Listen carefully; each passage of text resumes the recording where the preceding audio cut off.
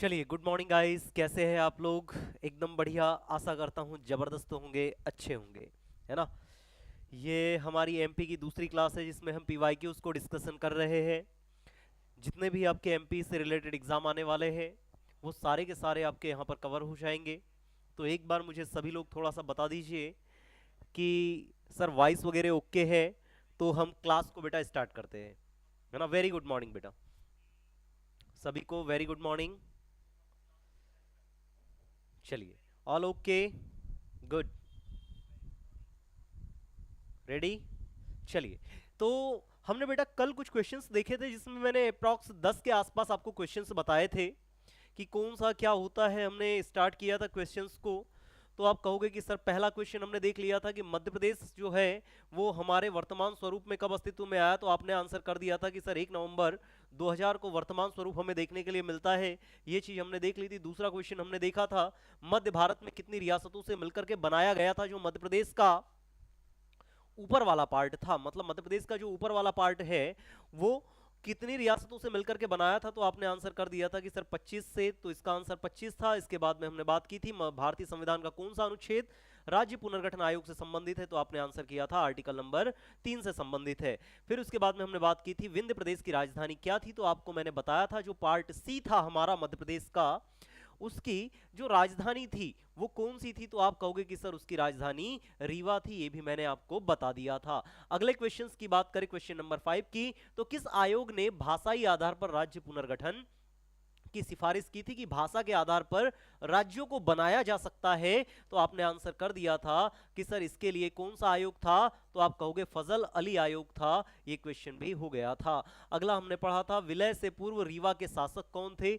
जब 1947 में भारत आजाद हुआ, है ना, भारत आजाद होता है 1947 में, उस समय का पूछा गया कि जब विलय किया जा रहा था रियासतों में एबीसी में, है ना, या मध्य प्रदेश को बनाया जा रहा था, एबीसी को जब मर्ज किया जा रहा था, तब पूछा है कि आपके रीवा से महाराज कौन थे, तो यहां पर मैंने आपको बताया था कि राजा मार्तंड सिंह।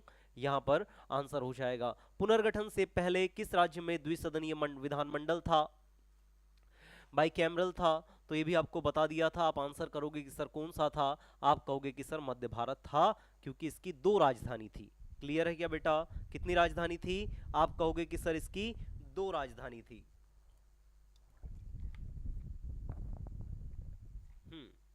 Very good.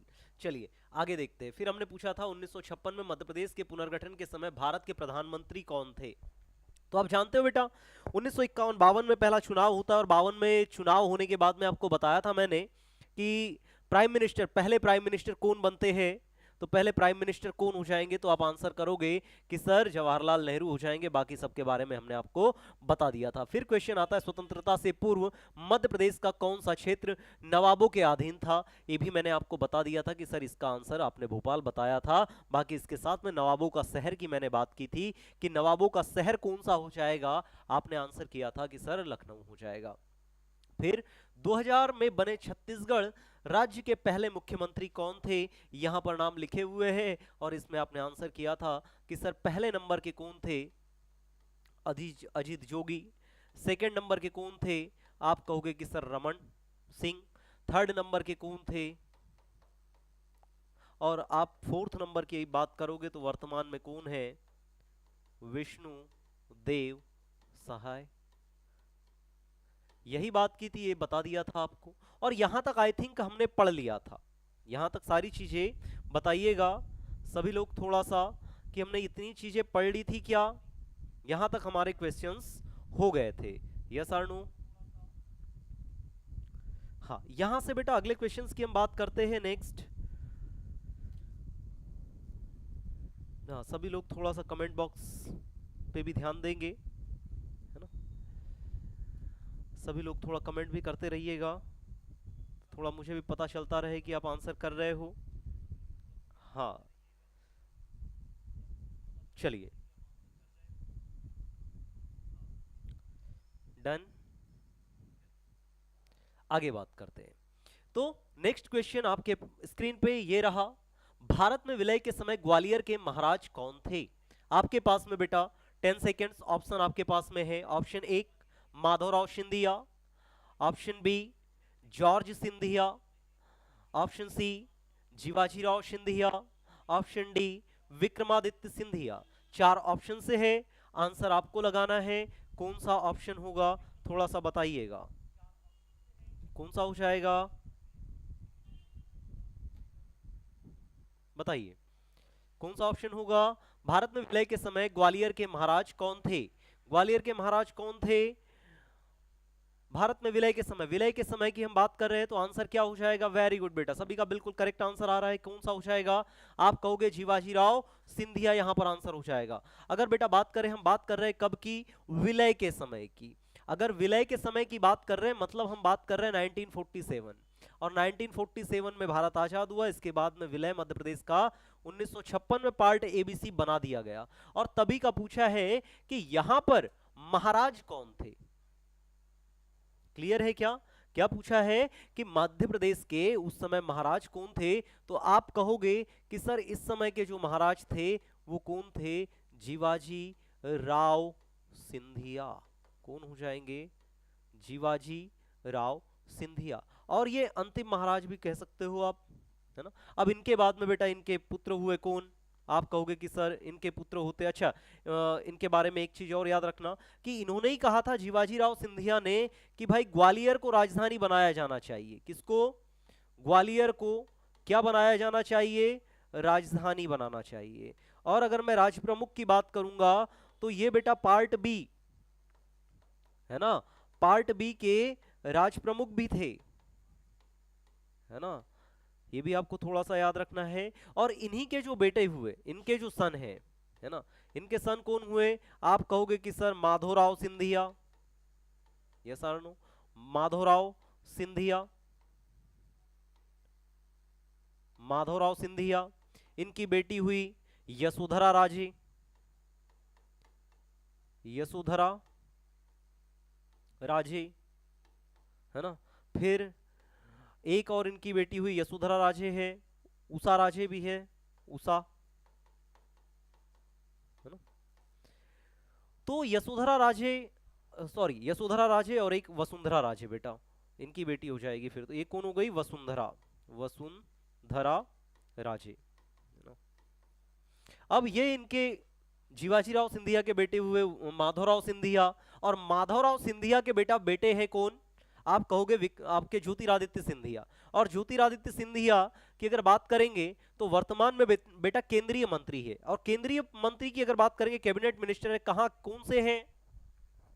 कौन से है? तो आप आंसर करोगे कि सर ये वर्तमान में आपके नॉर्थ ईस्ट के मंत्री है, नॉर्थ ईस्ट डेवलपमेंट मिनिस्टर। मतलब जो आपके नॉर्थ ईस्ट में जिले राज्य आते हैं, 7 सिस्टर्स, उनके डेवलपमेंट मिनिस्टर है। तो ये भी आपको याद रखना है। अच्छा, माधवराव सिंधिया की अगर बेटा मैं बात करूं तो माधवराव जो सिंधिया है ये राजनीति में काफी सक्रिय रहे, केंद्रीय मंत्री रहे।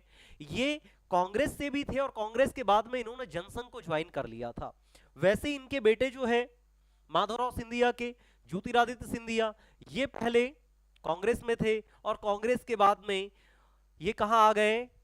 बीजेपी में आ गए। और बीजेपी में वर्तमान में अभी आप जानते हो कि राज्यसभा से सांसद है और अभी केंद्रीय मंत्री है। फिर बात करते भाई यशोधरा राजे की। यशोधरा राजे भी इनकी बेटी हुई, है ना। ये यशोधरा राजे भी आपकी सीएम सॉरी मंत्री रह चुकी है। और वसुंधरा राजे की बात करूंगा तो वसुंधरा राजे बेटा आप जानते हो कि आपकी राजस्थान की पहली महिला मुख्यमंत्री रह चुकी है ना। ये भी थोड़ा सा आपको याद रखना है ना, ये चीजें। फिर इसके बाद में जीवाजीराव सिंधिया के बारे में आप याद रखना कि सर इन्होंने ही क्या किया था, यही पार्ट बी के पहले राष्ट्रप्रमुख बने थे। ये भी आपको थोड़ा सा याद रखना है। तो इतनी चीजें क्लियर हो जाएगी। चलिए अगले क्वेश्चन की तरफ चलते हैं। अगला क्वेश्चन आपके लिए, भारत में विलय से पहले भोपाल के अंतिम शासक कौन थे? मतलब भोपाल का जब विलय किया जा रहा था, है ना, तो विलय के समय नवाब हमीदुल्लाह खान, सुल्तान जहां, फिर बेगम शाहजहां बेगम और उसके बाद में कुदशिया बेगम। 4 ऑप्शन है। तो आपसे पूछा है कि भारत में विलय के समय, मतलब भारत में विलय के समय कब? हम जब 1947 में आजाद हुए, है ना। और टोटल अगर मैं बात करूंगा देसी रियासतों की तो टोटल 562 के आसपास देसी रियासतें थी। उनमें से एक अगर हम बात करेंगे तो एक भोपाल शहर था, भोपाल सिटी। इस रियासत की अगर बात करेंगे तो भोपाल का पूछा है कि अंतिम शासक कौन था। आंसर करेंगे सभी लोग, आपके पास में 5 सेकेंड्स सभी लोग आंसर कीजिएगा। Option A, option B, option C, option D, कौन सा हो जाएगा? हाँ बताइएगा। चलिए राइट आंसर आपका क्या हो जाएगा? आप कहोगे सर नवाब हमीदुल्लाह खान यहाँ के क्या थे? अंतिम नवाब थे। बेटा अगर बात करेंगे नवाब, अंतिम नवाब की, तो यहां पर अगर मैं बात करूं तो भोपाल के नवाबों की, है ना, भोपाल की हम बात कर रहे हैं और भोपाल के नवाबों की बात करेंगे तो बेटा यहां पर जो फर्स्ट बेगम होती है, फर्स्ट, वैसे तो भोपाल की टोटल 4 बेगमें हुई, है ना, 4 बेगम, और इसमें भी पहली जो बेगम हुई उनका नाम था बेटा यहां पर कुदशिया बेगम। कौन सी हो जाएगी? पहली जो बेगम हुई उनका नाम था कुदशिया बेगम। और कुदशिया बेगम ने ही बेटा भोपाल में कुदसिया मस्जिद का निर्माण करवाया था। कुदशिया मस्जिद का निर्माण करवाया। कुदसिया बेगम की ही पुत्री होती है बेटा कौन? आप कहोगे कि सर सिकंदर बेगम। कौन हुई सेकंड नंबर पे? कौन आती है? सिकंदर बेगम। कौन आई? सिकंदर बेगम। बेटा सिकंदर बेगम की अगर बात करते हैं तो ये काफी ऐसी मानी जाती है, पावरफुल लेडी मानी जाती है। क्या मानी जाती है? पावरफुल लेडी मानी जाती है। और दूसरी अगर मैं बात करूंगा तो पावरफुल लेडी के साथ साथ सॉरी, पावरफुल लेडी के साथ साथ जो 1857 की क्रांति हुई थी उसमें ऐसा कहा जाता है कि इन्होंने भारतीयों का साथ न देकर के किसका साथ दिया था? अंग्रेजों का साथ दिया था। और इनकी नीति भी कुछ धार्मिक और शिक्षा के लिए अच्छी रही। फिर इनकी जो बेटी होती है, ये सेकंड नंबर की बेगम, इसके बाद में जो इनकी बेटी हुई वो कौन हुई? बेगम सुल्तान जहां। कौन होती है? सुल्तान, सुल्तान जहां बेगम। कौन होती है? ये तीसरे नंबर की होती है सुल्तान जहां बेगम। और इन्होंने भी बेटा अंग्रेजों का ही साथ दिया, भारतीयों का साथ नहीं दिया। ये थर्ड नंबर की बेगम। और थर्ड नंबर की बेगम के साथ में इनको बोला जाता है कि इन्होंने शिक्षा के क्षेत्र में काफी अच्छा सुधार किया। भोपाल में भी शिक्षा के लिए, शिक्षा के साथ साथ आप कहोगे कि सर स्वास्थ्य के लिए, है ना, स्वास्थ्य के क्षेत्र पर भी इन्होंने विशेष ध्यान दिया। फिर इनकी जो बेटी होती है वो होती है बेटा सुल्तान सुल्तान जहां बेगम। कौन हो जाएगी? सॉरी, यहाँ पर बेटा सुल्तान, ये सुल्तान जहां बेगम हो जाएगी फोर्थ, सॉरी उल्टा लिख दिया। यहाँ पर पहली होती है कुदशिया बेगम, दूसरी होती है बेटा सिकंदर जहां बेगम, और तीसरी होती है बेगम सुल्तान जहां बेगम। फिर बात करेंगे चौथे नंबर की, तो हम बात करेंगे कौन हो जाएगी? शाहजहां बेगम। शाह, सॉरी बेटा ये तीसरे नंबर की होगी, यहाँ पर शाहजहां बेगम, है ना। और यहां बात करेंगे फोर्थ नंबर की होती है आपकी सुल्तान जहां बेगम। सुल्तान जहां बेगम, है ना, सुल्तान जहां बेगम। और ये ऐसा बोला जाता है कि इन्होंने ही जो भोपाल की सबसे बड़ी मस्जिद है, भोपाल में जो मस्जिद है कौन सी? ताज उल मस्जिद। कौन सी हो जाएगी? ताजुल मस्जिद। और इसका निर्माण इन्होंने ही करवाया था। और ये भारत की सबसे बड़ी मस्जिद है। क्या बोलेंगे कि सर ये भारत की सबसे बड़ी मस्जिद है। अच्छा जो लास्ट बेगम हुई आपकी, हाँ, क्या बोल रहे बेटा आप लोग?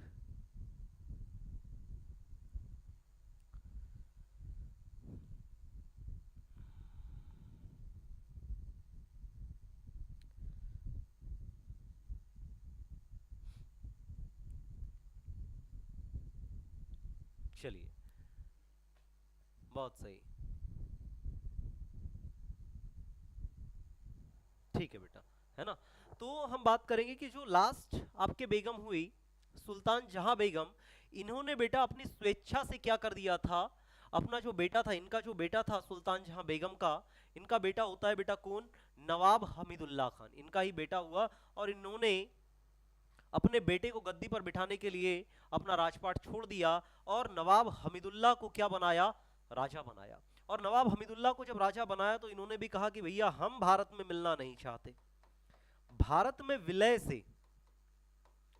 से इन्होंने क्या कर दिया? मना कर दिया कि हम भारत में अब नहीं मिलेंगे। और भारत में मिलने से मना कर दिया। और आप जानते हो कि 1947 में आप जानते हो कि हैदराबाद भी एक रियासत थी, हैदराबाद के निजामों ने भी मना कर दिया था। वहां पर सरदार वल्लभ भाई पटेल के द्वारा ऑपरेशन पोलो चलाया गया और ऑपरेशन पोलो चला करके हैदराबाद रियासत को मिलाया गया था।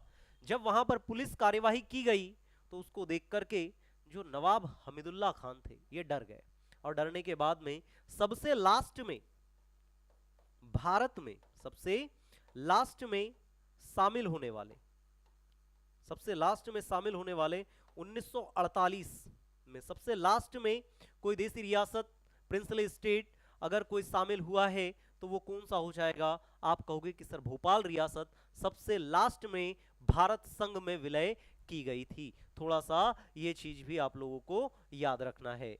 क्लियर? चलिए अगला क्वेश्चन आपके स्क्रीन पे ये रहा। नेक्स्ट क्वेश्चन, 1957 में पुनर्गठित मध्य प्रदेश की पहली विधानसभा किस शहर में आयोजित की गई थी? अब option A Bhopal, option B Jabalpur, option C कहां गया भैया? ऑप्शन सी है नहीं क्या इसमें? चलिए option C Indore, option D Gwalior. Answer कीजिएगा सभी लोग, क्या हो जाएगा? 1957 में पुनर्गठित मध्य प्रदेश की पहली विधानसभा किस शहर में आयोजित की गई? आप जानते हो कि मध्य प्रदेश का गठन कब होता है? तो आप कहोगे कि सर मध्य प्रदेश का गठन होता है 1 नवंबर 1956 को। मध्य प्रदेश का नाम जो दिया जाता है वो नाम दिया जाता है जवाहरलाल नेहरू के द्वारा। यस और नो? अब 1956 में बेटा 1 नवंबर में बना है, मतलब 1 नवंबर बचा है। नवंबर और दिसंबर 2 ही महीने बचेंगे। अब 2 महीने बचेंगे तो आप कहोगे कि सर ये 2 महीने में चुनाव हुआ होगा, तो मतलब कहीं ना कहीं आपकी जो विधानसभा बनेगी, जो सीएम चुन करके आएगा, वो सीएम कब बनेगा? 1957 में ही बनेगा। और 1957 में जब बन करके आएगा तो आप कहोगे कि सर इनमें से कहाँ हुई?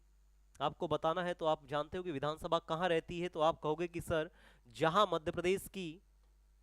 पर मध्य प्रदेश की राजधानी होगी, और राजधानी आप जानते हो कि राजधानी क्या थी? भोपाल। तो पहली विधानसभा भी कहाँ लगेगी? फर्स्ट विधानसभा भी कहाँ लगेगी? विधानसभा कहाँ लगेगी? तो आप कहोगे कि सर भोपाल में। राइट आंसर क्या हो जाएगा? भोपाल आ जाएगा। तो आप जानते हो बेटा यहां पर भोपाल हमारी क्या है? राजनीतिक राजधानी है। ये भी आपको थोड़ा सा याद रखना है। पॉलिटिकल कैपिटल है। जबलपुर की बात करेंगे, सांस्कृतिक कल्चरल कैपिटल, सांस्कृतिक राजधानी के साथ साथ ये विद्युत राजधानी भी है, इलेक्ट्रिक राजधानी। क्यों? क्योंकि यहीं पर हमारा जो भी इलेक्ट्रिसिटी का हेडक्वार्टर है वो भी यहीं पर है, विद्युत राजधानी। अच्छा, संगमरमर की नगरी भी जबलपुर को बोला जाता है। संगमरमर की नगरी भी किसे बोलेंगे? आप कहोगे जबलपुर को। और ग्वालियर, आप जानते हो कि भाई ग्वालियर को राजधानी बनाने का सुझाव किसने दिया था? ग्वालियर को राजधानी बनाने का सुझाव किसने दिया था? जीवाजी राव सिंधिया। बताइएगा, जीवाजी राव सिंधिया के द्वारा क्या दिया गया था? आप कहोगे कि सर जीवाजी राव सिंधिया के द्वारा ही ग्वालियर को राजधानी बनाने का सुझाव दिया गया था। क्लियर इतनी चीजें? अच्छा, भोपाल को राजधानी कब बनाया गया? आप आंसर करोगे कि सर भोपाल को राजधानी 1 नवंबर 1956 को बनाया गया। और 1956 को जब बनाया गया तब ये सीहोर की क्या था? सीहोर की उस समय तहसील था, है ना। और इसको जिला कब बनाया गया? जिला बनाया जाता है बेटा 1972 में, 1972 में इसको क्या बनाया गया? जिला बनाया गया। ये भी आपको थोड़ा सा याद रखना है। चलिए अगला क्वेश्चन की ओर चलते हैं। नेक्स्ट क्वेश्चन है आपके लिए, मध्य प्रदेश के किस क्षेत्र को राज्य का चावल का कटोरा कहा जाता है? मध्य प्रदेश के किस क्षेत्र को चावल का कटोरा कहा जाता है? बाउल ऑफ राइस कहा जाता है। Option A Bundelkhand, option B Mahakoshal, option C Narmada Ghati, option D 2000 से पहले छत्तीसगढ़ को। ऑप्शन आपके सामने है, मैं साइड हो जाता हूं। बताइएगा क्या हो जाएगा आंसर। 10 सेकेंड्स आपके पास में। मध्य प्रदेश के किस क्षेत्र को राज्य का चावल का कटोरा कहा जाता है? चलिए देखिए, तो मध्य प्रदेश की अगर बात करेंगे बेटा, तो इसका पहले आंसर देख लो क्या हो जाएगा। 2000 से पहले जो मध्य प्रदेश का एरिया था छत्तीसगढ़ वाला, उसको हम क्या बोलते हैं? राइस ऑफ बाउल या बाउल ऑफ राइस बोला जाता है, चावल का कटोरा बोलते हैं। अब थोड़ा सा एरिया देख लो आप जानते हो मध्य प्रदेश हमारा कुछ ऐसा ही दिखाई देता है। यहां से मध्य प्रदेश कुछ ऐसा हमारा दिखेगा। मध्य प्रदेश की अगर बात करेंगे तो आप कहोगे कि सर यहां पे जो मध्य प्रदेश है यहां से इतना एरिया, ये इधर वाला है ना, ये मान के चलिएगा इधर वाला। ये तो हो गया बेटा एमपी सॉरी, एमपी, और ये हो गया आपका छत्तीसगढ़। एमपी और ये है छत्तीसगढ़। तो इस वाले क्षेत्र में, अच्छा आप जानते हो कि बेटा चावल सबसे ज्यादा कहां होगा? राइस,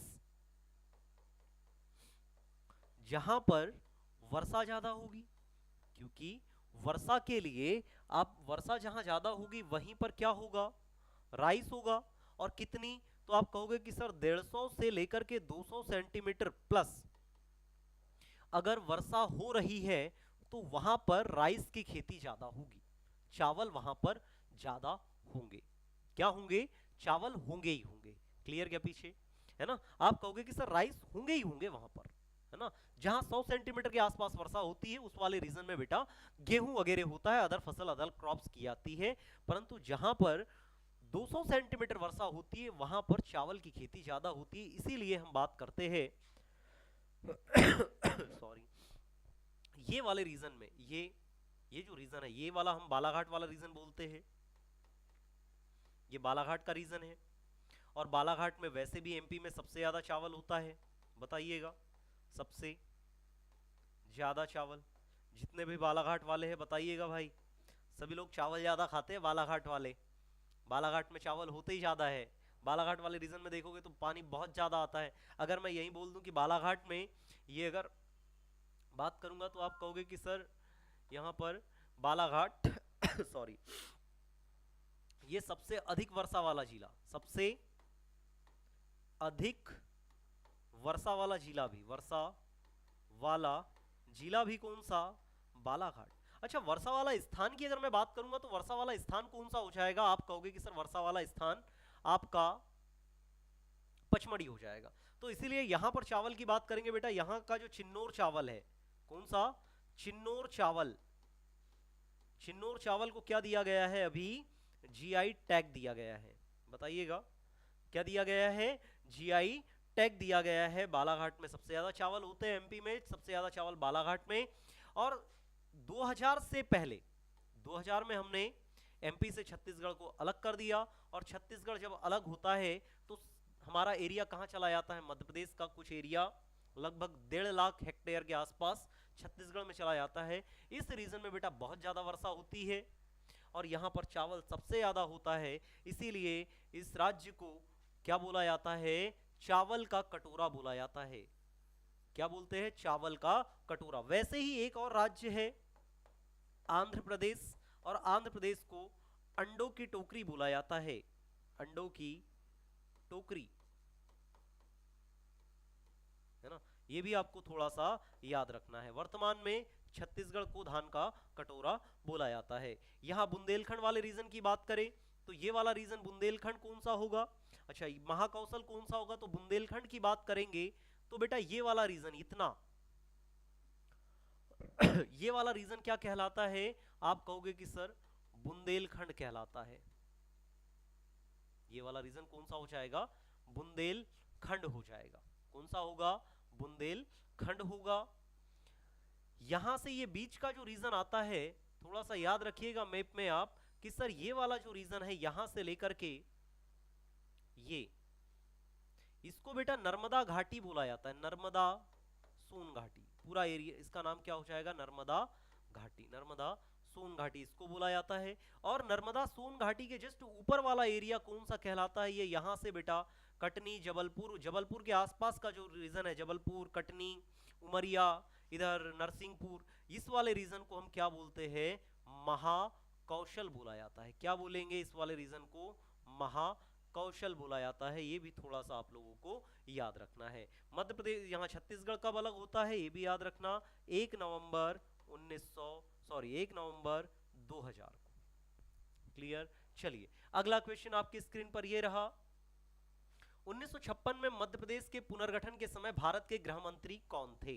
1956 के समय मध्य प्रदेश, जब 1956 में मध्य प्रदेश को बनाया गया राज्य पुनर्गठन आयोग के द्वारा, है ना, तो पूछा है आपसे कि इस समय मध्य प्रदेश के भारत के प्रधानमंत्री कौन थे? ऑप्शन ए गोविंद वल्लभ पंत, गृह मंत्री पूछा है भाई, है ना। प्रधानमंत्री तो आपको पता ही है जवाहरलाल नेहरू। यहाँ पर दूसरा ऑप्शन वल्लभ भाई पटेल, तीसरा ऑप्शन आपके पास में मोरारजी देसाई, चौथा ऑप्शन जगजीवन राम। आंसर करेंगे सभी लोग, क्या होगा आंसर? बताइए क्या होगा? आप कहोगे कौन सा? Option A, very good. क्या हो जाएगा? Option number A, Govind Vallabh Pant. ये हमारे कब थे? 1956 में। हम या आप कह सकते हो कि पहले गृह मंत्री भी हमारे कौन थे? गोविंद वल्लभ पंत थे। क्लियर क्या? फिर आप बात करोगे भाई गोविंद वल्लभ पंत, आपको याद रखना है कि सर इस समय हमारे गृह मंत्री कौन थे? गोविंद वल्लभ पंत थे।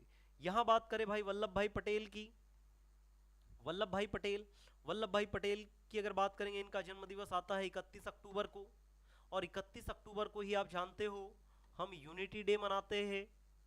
क्या मनाते हैं? यूनिटी डे, एकता दिवस।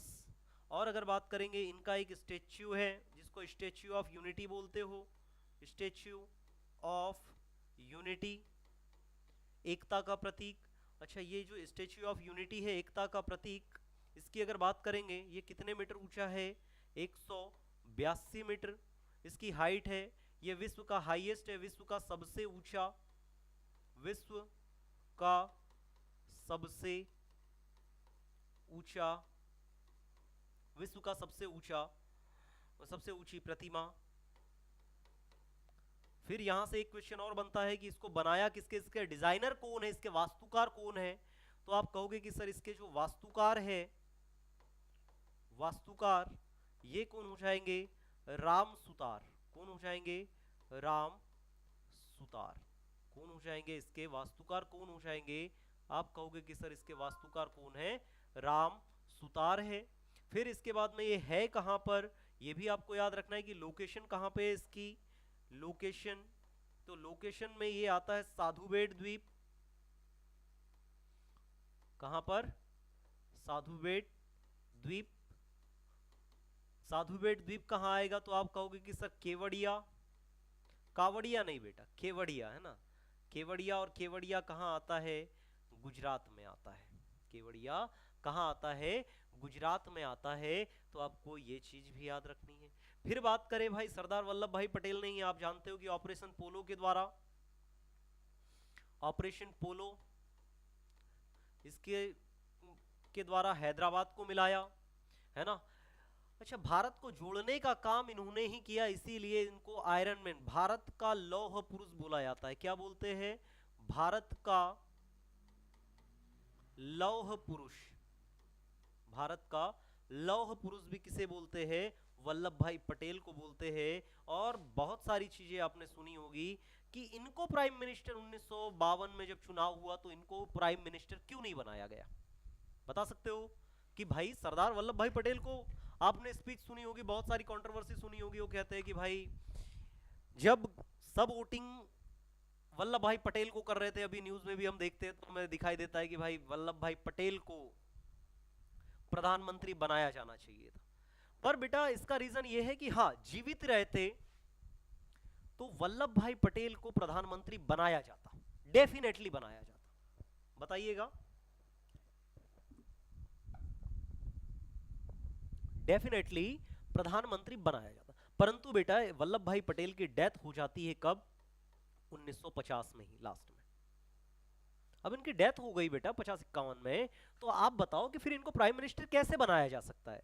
और बहुत सारे लोग जिन्होंने बेटा देखो व्हाट्सएप यूनिवर्सिटी का जो ज्ञान है वो आएगा, पढ़े रहोगे, पढ़ते रहोगे, डिबेट सुनोगे, ऐसा लगेगा कि हाँ प्राइम मिनिस्टर वल्लभ भाई पटेल को बनाया जाना चाहिए था। परंतु बेटा वल्लभ भाई पटेल चुनाव से पहले जीवित तो होते, तब तो भारत के पहले प्रधानमंत्री बनते, वैसे तो नहीं बन सकते थे, है ना। चलिए, तो ये चीज भी आपको थोड़ी सी याद रखनी है कि लौह पुरुष किसे बोला जाता है, आयरन मैन ऑफ इंडिया। अच्छा, आयरन लेडी भी थोड़ा सा याद रख लेना, इंदिरा गांधी को बोला जाता है। फिर बात करते भाई मोरारजी देसाई की। मोरारजी देसाई, अच्छा मोरारजी देसाई के बारे में बेटा 3-4 फैक्ट मैं बताता हूं, यहां पर लिखिएगा, जो एग्जाम में अक्सर पूछे जाते हैं ना। मोरारजी देसाई, यहां लिखते हैं मोरारजी देसाई के बारे में बेटा, ये भारत के सबसे ओल्डेस्ट प्राइम मिनिस्टर, भारत के सबसे ओल्डेस्ट मतलब बुजुर्ग, ओल्ड बुजुर्ग, है ना, ये इधर होगा, बुजुर्ग प्राइम मिनिस्टर, भारत के सबसे बुजुर्ग प्राइम मिनिस्टर। कितने साल में बेटा, 81 साल की उम्र में प्राइम मिनिस्टर बने हैं। अभी तो एज देख लो 50, 55, 60, 70 तक खत्म पे आ जाते हैं ना। तो सबसे बुजुर्ग प्राइम मिनिस्टर कौन बने, मोरारजी देसाई। ये हम बात कर रहे हैं बेटा मोरारजी देसाई की, है ना। और इसी के साथ में ये पहले फर्स्ट गैर कांग्रेसी, पहले गैर कांग्रेसी, है ना। मतलब आप कहोगे कि सर कब बने, 1979, 1979 में। देश आजाद हुआ 1947 में, 1952 में हुआ पहला चुनाव। चुनाव होने के बाद में 1980 तक यहां पर कांग्रेस की सरकार रही, और कांग्रेस की सरकार 1979 में चेंज हो जाती है, क्योंकि इंदिरा गांधी इमरजेंसी लाती है, फिर चुनाव हार जाती है। तो पहली बार गैर कांग्रेसी ये सीएम बने, ओल्डेस्ट प्राइम मिनिस्टर थे, ये भी आपको थोड़ा सा याद रखना है, इतनी चीजें। फिर बात करते हैं बाबू जगजीवन राम की।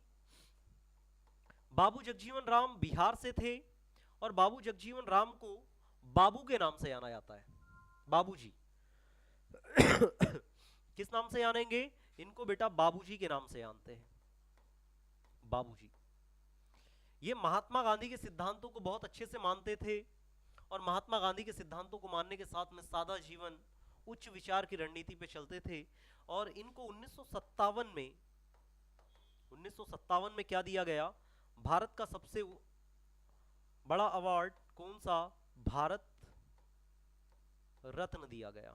वैसे ही मोरारजी देसाई को भी बेटा, इनको भी भारत रत्न भी मिला है, और इनको पाकिस्तान का सर्वोच्च अवार्ड कौन सा, निशान ए पाकिस्तान, कौन सा, निशान ए पाकिस्तान, निशान ए पाकिस्तान भी इनको दिया गया। मोदी जी को भी दिया गया है निशान ए पाकिस्तान, ये भी थोड़ा सा आपको याद रखना है ना। तो ये सारी चीजें सॉरी, ये सारी चीजें बेटा आप लोगों को याद रखनी है। चलिए अगले क्वेश्चन की ओर चलते हैं। नेक्स्ट क्वेश्चन आपकी स्क्रीन पे ये रहा।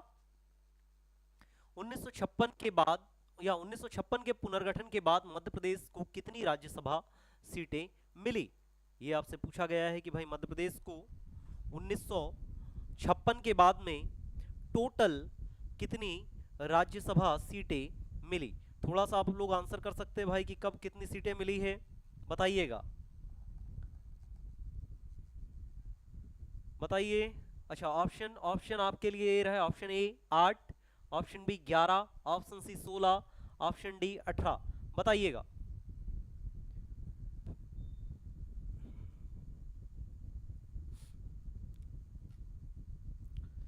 बताइएगा कितनी हो जाएगी। मध्य प्रदेश की हम बात कर रहे हैं बेटा, मध्य प्रदेश।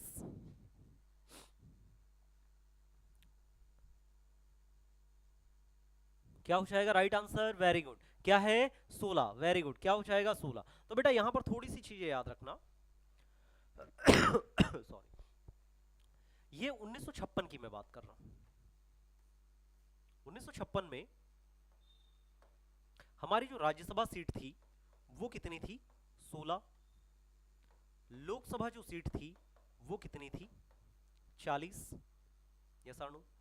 यहां पर विधानसभा सीट की बात करूंगा तो विधानसभा सीट कितनी थी, तो आप कहोगे कि सर 280।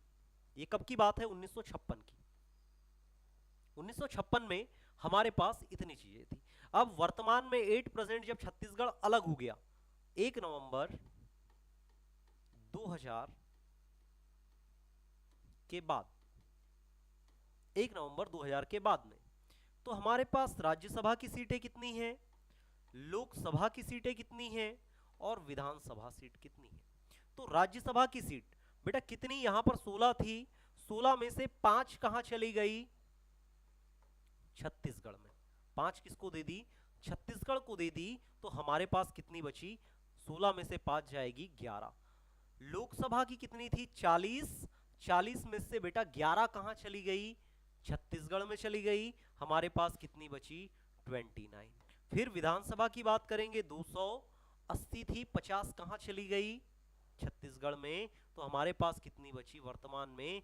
230। और 230 में आप जानते हो अभी बहुमत किसको मिला है ना, मेजोरिटी किसको मिली है? बीजेपी को। क्यों मिली है? क्योंकि आप जानते हो भाई बीजेपी की एक योजना थी लाडली, कौन सी वाली? लाडली लक्ष्मी योजना या लाडली बहना योजना? थोड़ा सा आंसर कीजिएगा आप लोग, कौन सी वाली योजना थी? कौन सी योजना हो जाएगी? लाडली बहना योजना। Very good. कौन सी हो जाएगी? लाडली बहना योजना। इस योजना ने बेटा राजनीति का पूरा, एमपी की राजनीति पलट करके रख दी, पूरा का पूरा चेंज कर दिया। ये भी आपको याद रखना है। और अभी वर्तमान में हमारे जो सीएम हैं डॉक्टर मोहन यादव जी, ये भी आपको थोड़ा सा याद रखना है। क्लियर? चलिए आगे बात करते हैं अगले क्वेश्चंस की। अगला क्वेश्चन आपकी स्क्रीन पर ये रहा, राज्य पुनर्गठन आयोग के अध्यक्ष कौन थे? राज्य पुनर्गठन आयोग के अध्यक्ष कौन थे? ऑप्शन फजल अली आयोग, Fazal Ali 1, option B K M Munshi, option C H N Kunzru, उसके बाद एस के पाटिल। बताइएगा कौन सा हो जाएगा आंसर? आंसर कौन सा हो जाएगा? राज्य पुनर्गठन आयोग के अध्यक्ष कौन थे? तो आप कहोगे कि सर कौन थे? आप जानते हो बेटा कौन हो जाएंगे? फजल अली आयोग। क्योंकि मैंने आपको बताया था भारत आजाद होता है 1947 में, और 1947 में जब आजाद हुआ, आजाद होने के बाद में यहां पर लोगों के द्वारा मांग उठी भाषा के आधार पर राज्य बनाने की। किसके आधार पर? भाषा के आधार पर क्या बनाया जाए? राज्य बनाया जाए। परंतु इसको खारिज कर दिया गया बड़े बड़े लोगों के द्वारा। अब इसके लिए पहली जो समिति बनती है भाषा के आधार पर बनाने के लिए, उसको बोला गया एस के धर आयोग। एस के धर आयोग, इसमें भी 3 सदस्य थे। इसके अध्यक्ष एस के धर थे, जो कि इलाहाबाद हाईकोर्ट के पूर्व जज थे। इन्होंने भी मना कर दिया कि हम भाषा के आधार पर राज्य, भाषा के आधार पर राज्य नहीं बनाया जाएगा। ठीक है। अब इन्होंने बोला कि भाई राज्य नहीं बनेगा भाषा के आधार पर। फिर जनता ने वापस से मांग की, जनता उग्र हो उठी और वापस से मांग की जनता ने। फिर जो हमारे लीडर्स थे उनको लगा कि ठीक है, हम फिर से सोच विचार करते हैं, आपने जो कहा है कि हमारा राज्य क्या होना चाहिए, भाषा के आधार पर होना चाहिए। तो इन्होंने फिर से बोला कि ठीक है, हम इस पर विचार करते हैं। और दूसरी जो कमेटी बनाई उसका नाम था बेटा जेवीपी कमेटी। दूसरा कौन सी बनी? जेवीपी समिति, जेवीपी कमेटी। अब जेवीपी समिति की बात करेंगे तो इसमें बेटा देश के सबसे बड़े बड़े लोग, जवाहरलाल नेहरू, वल्लभ भाई पटेल, पट्टाभी सीतारमैया, तो ये सारे के सारे लोग इसमें थे। और इन्होंने भी ये जो रिपोर्ट, एसके धर आयोग ने जो रिपोर्ट दी थी 1948 में, उसी वही सेम की सेम रिपोर्ट बेटा इन्होंने कॉपी की और कॉपी करके पेस्ट कर दिया और बोला कि भाषा के आधार पर राज्य नहीं बनाए जाएंगे। अब भाषा के आधार पर राज्य नहीं बनाए जाएंगे तो भाई जनता ने एक बार बोला, दूसरी बार बोला, आपने कहा कि ठीक है बना लो। यहां पर जनता क्या हो गई? नाराज हो गई। जनता पूरी तरीके से क्या हो चुकी? उग्र हो चुकी। और एक व्यक्ति था जिसका नाम था श्री रामल्लू। ये व्यक्ति था बेटा श्री रामल्लू, आंध्र प्रदेश का, और इस व्यक्ति ने कंटिन्यूअसली 53 डेज, 53 दिन इसने क्या की, भूख हड़ताल, हंगर स्ट्राइक। क्या की, भूख हड़ताल करता है। अब भूख हड़ताल करता है, हंगर स्ट्राइक करता है, हंगर स्ट्राइक से 53 मतलब 53 दिन बाद इस व्यक्ति की क्या हो गई, डेथ हो गई। बेटा अभी वर्तमान के लोगों को देख लो, 4 दिन पानी मत दो, निपट जाओगे 4 दिन के पानी में, है ना। 4 दिन अगर पानी नहीं मिला तो आप 4 घंटे पानी मत पियो, गला ऐसा सूखता है कि पता चल रहा हो कि बस तुरंत मौत आने वाली है, ऐसे होने लगते हैं, है ना। डिहाइड्रेशन होने लगती है बॉडी। व्यक्ति 53 दिनों तक, बॉडी भी देखो बेटा कैसी रही होगी। थोड़ा सा मैं भी पानी पी लूं।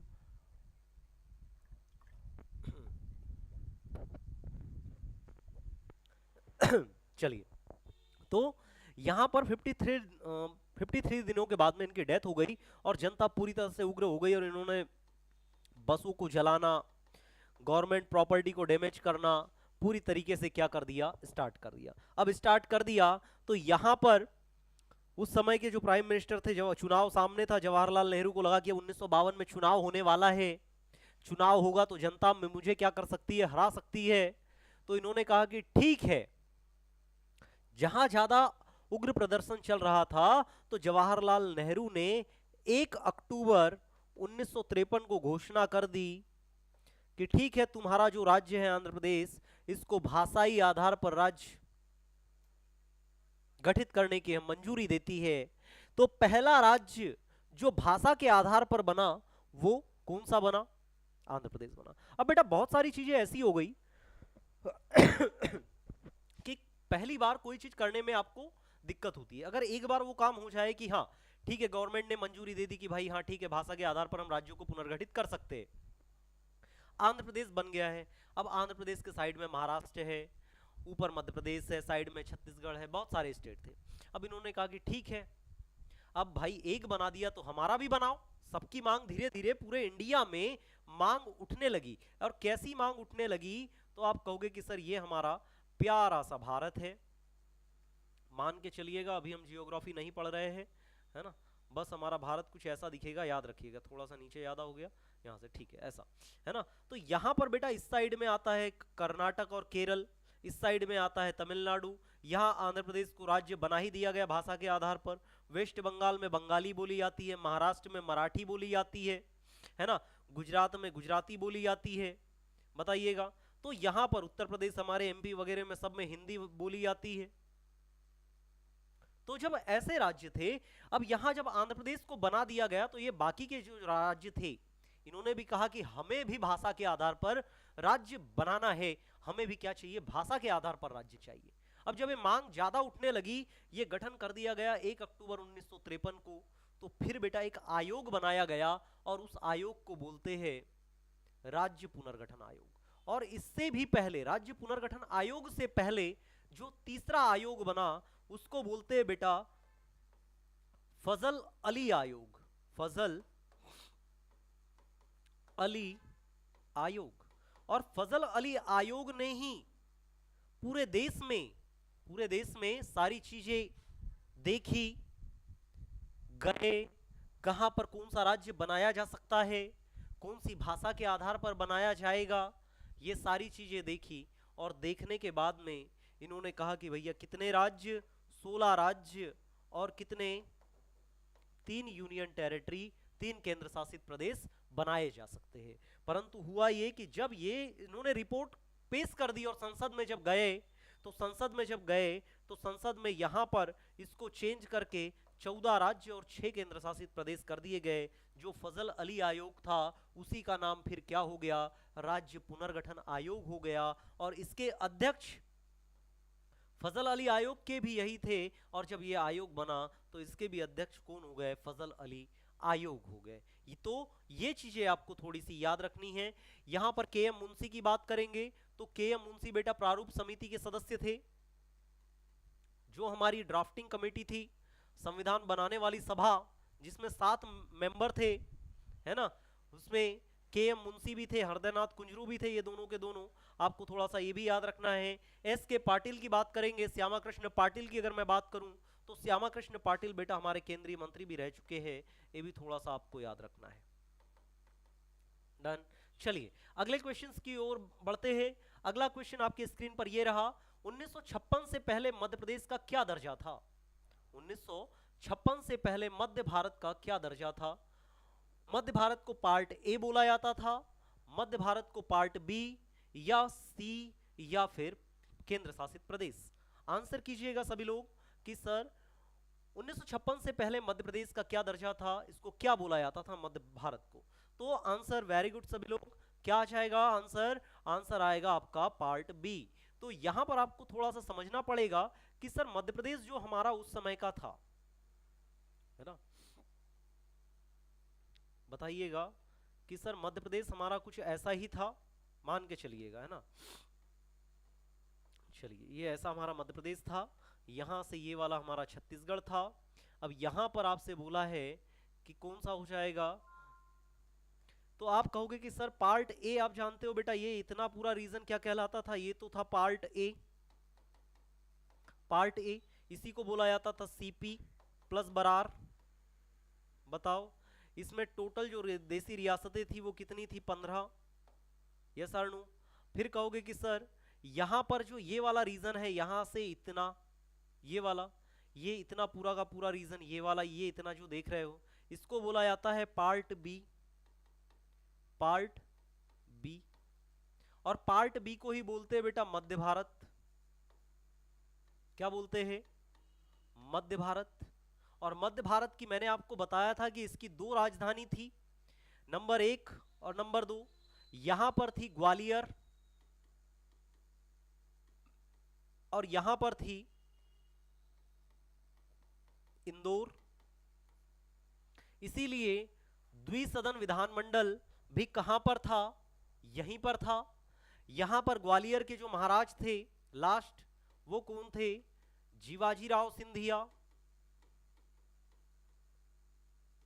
यहां पर जो लास्ट महाराज हुए 1947 में, यहां पर थे यशवंतराव होलकर। ये भी थोड़ा सा आप याद रखिएगा। तो इसी वाले पार्ट को मध्य प्रदेश में पार्ट बी बोल दो, या इसी को हम क्या बोलते हैं? मध्य भारत बोलते हैं। क्या बोलते हैं इसको? मध्य भारत भी बोला जाता है, मालवा प्रदेश भी इसको बोला जाता है, ये भी आपको याद रखना है। और यहां से ये जो पार्ट है, इसको इधर वाले को, इनको बोलते हैं बेटा विंध्य प्रदेश। और विंध्य प्रदेश की बात करेंगे तो ये एरिया सबसे छोटा था और इसमें सबसे ज्यादा देसी रियासतें थी, 38 रियासतें। इसका कुछ पार्ट बुंदेलखंड में आता था, कुछ पार्ट बघेलखंड में आता था, ये भी आपको थोड़ा सा याद रखना है। और यहां अगर बात करेंगे तो ये वाले बीच वाली जो रियासत हो जाएगी भोपाल। और भोपाल के आप जानते हो नवाब हमीदुल्ला खान, इन्होंने मिलने से मना कर दिया था, और मना करने के बाद में जब ऑपरेशन पोलो इन्होंने हैदराबाद में देखा है कि अब हमारी कुटाई होगी, अब हमें मिल जाना चाहिए, तो सबसे लास्ट में हमारी जो रियासत है वो भोपाल रियासत 1948 में सबसे लास्ट में मिलाई गई। थोड़ा सा ये भी आपको याद रखना है। अच्छा यहां पर एबीसी बता दिया, और एबीसी के बाद में केंद्र शासित प्रदेश जो थे 1947 में, ये पार्ट बेटा डी में रखे गए। किस में रखे गए? पार्ट डी में रखे गए थे। ये भी थोड़ा सा आप लोगों को याद रखना है। चलिए अगले क्वेश्चन की ओर चलते हैं। नेक्स्ट क्वेश्चन, ब्रिटिश शासन में छत्तीसगढ़ क्षेत्र को किस नाम से जाना जाता था? ब्रिटिश क्षेत्र में, तो ब्रिटिश शासन काल में दक्षिण कौशल, उसके बाद में दक्षिण प्रदेश, कौशांबी, विंध्याचल। तो आंसर क्या हो जाएगा? आंसर कर सकते हैं आप लोग, क्या होगा आंसर? कि सर यहां पर आंसर क्या हो जाएगा? छत्तीसगढ़ क्षेत्र की बात कर रहे हैं तो आप कहोगे कि सर किसको बोलेंगे? दक्षिण कौशल बोला जाता है। देखिएगा थोड़ा सा मैं फिर वापस से मैप बनाता हूं। यहां पर देखिए ये हमारा मध्य प्रदेश, ये यहां पर खंडवा बुरहानपुर, यहां गए, यहां से ये आए यहाँ पर शिवपुरी, शिवपुरी के नीचे यहाँ पर ये निवाड़ी टीकमगढ़, यहाँ से आए सतना, और सतना से सीधी सिंगरौली, यहाँ नीचे आए जबलपुर वगैरह, यहाँ से ये शहडोल, अनूपपुर, इधर आओ बालाघाट, बालाघाट के बाद में इधर आ गए, तो ये हमारा मध्य प्रदेश हो गया। यहां से ये आपका उस समय का छत्तीसगढ़ हो गया, एमपी और छत्तीसगढ़। तो पूछा है कि भाई छत्तीसगढ़ को किस नाम से जाना जाता था। तो छत्तीसगढ़ की हम बात करेंगे, इसको बेटा क्या बोलते थे, क्या बोल रहे हैं हम, दक्षिण कौशल बोलते थे। क्या बोलते हैं, दक्षिण कौशल। दक्षिण कौशल के साथ में यहां का जो ये इतना रीजन है, ये वाला, ये जबलपुर वाला रीजन, जबलपुर। अच्छा, जबलपुर वाले रीजन को हम क्या बोलते थे, उत्तरी कौशल बोलते थे, उत्तरी कौशल। अच्छा, उत्तरी कौशल, या इसी की अगर मैं बात करूं उत्तरी कौशल, या आप जानते हो कि महाकौशल, महाकौशल, महाकौशल यूनिवर्सिटी भी है ना, महाकौशल यूनिवर्सिटी है आपकी, नर्सिंग वालों की भी कुछ यूनिवर्सिटी है, महाकौशल जबलपुर में ही है। तो जबलपुर को हम उत्तरी कौशल, महाकौशल के नाम से भी जानते हैं। अच्छा, त्रिपुरी के नाम से भी हम जबलपुर को और जानते हैं, किस नाम से, त्रिपुरी। त्रिपुरी भी कहां आता है, तो आप कहोगे कि सर जबलपुर में आता है, और त्रिपुरी भी हमें थोड़ा सा याद रखना है, याद रहेगा। वैसे ही अगर मैं बात करूं बेटा मध्य प्रदेश की, तो मध्य प्रदेश का कुछ पार्ट और है, जैसे विंध्याचल वाला रीजन। तो विंध्याचल बेटा माउंटेन है, ये क्या है, विंध्याचल माउंटेन है ना। इसकी हाईएस्ट पिक की बात करेंगे तो कौन सी है, गुडविल, गुडविल चोटी। और ये यहां से लेकर के रतलाम से लेकर के, रतलाम से लेकर के कहां तक, आपका पूरा रीवा के आगे तक फैला हुआ है ना, छत्तीसगढ़ को टच कर देता है, वहां तक आपका फैला हुआ है विंध्याचल, ये भी आपको याद रखना है। दक्षिण प्रदेश नीचे बोलेंगे, बस इतनी चीजें आप लोगों को याद रखनी है। चलिए अगला क्वेश्चन आपकी स्क्रीन पर ये रहा, नेक्स्ट क्वेश्चन। नेक्स्ट क्वेश्चन की अगर बात करेंगे तो अगला क्वेश्चन बेटा ये है आपका, नेक्स्ट क्वेश्चन की अगर बात करेंगे तो नेक्स्ट क्वेश्चन कौन सा हो जाएगा, विंध्य प्रदेश के गठन के लिए कितनी रियासतों को मिलाया गया था। विंध्य प्रदेश के लिए, विंध्य प्रदेश के गठन के लिए कितनी रियासतों को मिलाया गया था। Option A 12, option B 23, option C 35, option D 38। बताइएगा क्या हो जाएगा ऑप्शन, आंसर कीजिएगा बेटा, सभी लोग आंसर कीजिए, कितना होगा, वेरी गुड, क्या हो जाएगा, 38 देशी रियासतों को मिलाया गया था। मतलब मैं अगर बोल दूं कि सर यहां पर आप कहोगे कि सर ये हमारा क्या हो जाएगा, ये यहां से ये हमारा मध्य प्रदेश है, और मध्य प्रदेश की अगर हम बात करेंगे, थोड़ा सा बेटा फिर से बनाया थोड़ा सा नक्शा, आप कहोगे कि सर हमें मध्य प्रदेश को बनाना है, और मध्य प्रदेश थोड़ा सा मध्य प्रदेश जैसा लगना भी चाहिए, यहां से ये यहां से ऐसा, है ना। मध्य प्रदेश की अगर बात करेंगे तो आप जानते हो कि मध्य प्रदेश वाला जो नीचे वाला रीजन है, इसको बोलते हैं पार्ट ए। यहां से बेटा अगर बात करेंगे तो इसको बोलते हैं पार्ट बी। यहां से ये जो रीजन है ये इतना, इसको बोलते हैं पार्ट सी। तो यहां पर इसी की बात की गई है, विंध्य प्रदेश की, विंध्य प्रदेश। विंध्य प्रदेश की अगर मैं बात करूंगा तो विंध्य प्रदेश की अगर बेटा बात करें तो विंध्य प्रदेश में टोटल कितनी रियासतों को मिलाकर के बनाया गया था। तो विंध्य प्रदेश कितनी रियासतों को, आप कहोगे 38 रियासतों को मिलाकर के बनाया गया था। यहाँ के राजा कौन थे, तो यहाँ के राजा कौन थे, आप कहोगे कि राजा मार्तंड सिंह,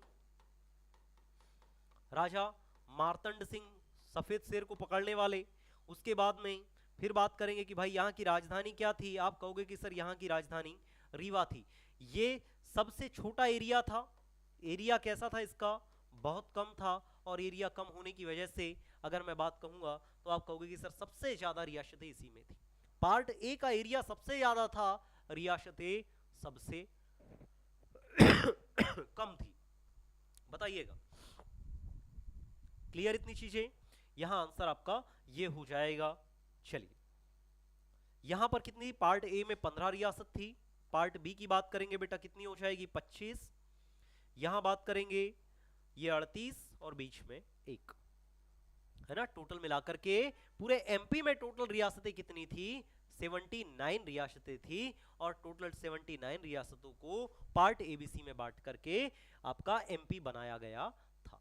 क्लियर, चलिए वेरी गुड, चलिए सभी का थैंक यू। तो बेटा आज की क्लास को यहीं तक रखते हैं, मिलते हैं आपको कल की क्लास में नए क्वेश्चंस के साथ में। आई होप आपको क्लास थोड़ी सी पसंद आ रही होगी। बेटा पुराने क्वेश्चंस है, जितना आप इनकी प्रैक्टिस करोगे, जितना आप प्रैक्टिस करते जाओगे, आई होप ये जानकारी आपके लिए अच्छी होगी, और एग्जाम में कहीं ना कहीं ये आपको सिलेक्शन दिला सकती है ना। तो आज की क्लास यहीं तक रखते हैं, मिलते हैं जल्द ही नेक्स्ट क्लास में। तब तक के लिए थैंक यू, जय हिंद, जय Bharat, have a nice day.